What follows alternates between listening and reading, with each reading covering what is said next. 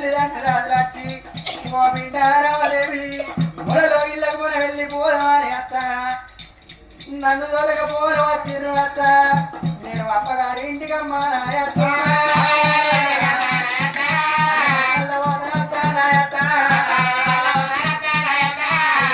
అన్న తల్లి నాడు చూసిన ఆయన అత్త వేడికి వచ్చి అత్త చూసిన కానీ నా అవ్వగారి తోటి నేను నా అవ్వగారింటికి నేను వెళ్ళిపోతామంటే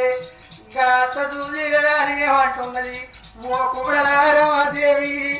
నా గర్భాన 10 మంది కొడుకులు లేరు నా గర్భాన 10 మంది బిడ్డలు లేరు కూడరా నాకు ఒక్కగాని